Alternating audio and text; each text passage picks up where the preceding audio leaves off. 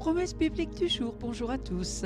Luc chapitre 4 verset 18, il est écrit « L'Esprit du Seigneur est sur moi, parce qu'il m'a oint pour annoncer une bonne nouvelle aux pauvres, il m'a envoyé pour guérir ceux qui ont le cœur brisé. » Retrouvons aujourd'hui d'autres versets qui mettent en avant l'importance du cœur, car Dieu regarde au cœur. Commençons par Luc chapitre 16 verset 15 où il est écrit « Jésus leur dit, vous cherchez à paraître juste devant les hommes, mais Dieu connaît vos cœurs, car ce qui est élevé parmi les hommes est une abomination devant Dieu. » Il est très facile de tromper les hommes en nous faisant passer pour une personne que nous ne sommes pas. Mais c'est impossible de faire la même chose avec Dieu, parce que Dieu voit au-delà de ce que les hommes perçoivent. C'est comme cela que la justice devant Dieu n'est pas basée sur l'apparence, mais plutôt sur l'état de notre cœur. Il est donc mieux d'être impopulaire aux yeux des hommes et avoir un cœur agréable à Dieu, que de soigner uniquement notre apparence pour plaire aux hommes et nous faire rejeter par Dieu. Ésaïe chapitre 29 verset 13. Le Seigneur dit, quand ce peuple s'approche de moi, il m'honore de la bouche et des lèvres,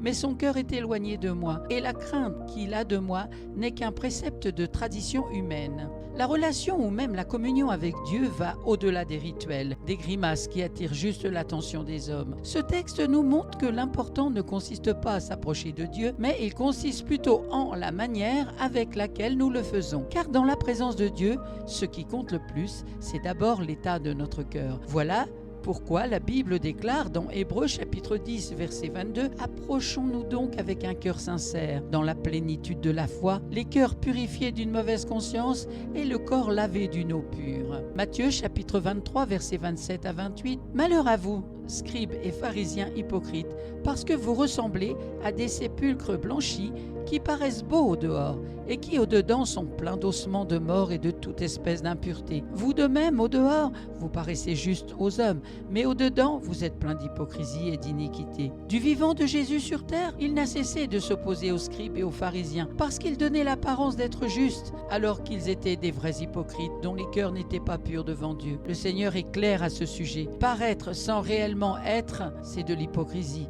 est l'une des sources du malheur. Parce que selon Dieu, le vrai bonheur consiste à avoir un cœur pur. Dans Matthieu, chapitre 5, verset 8.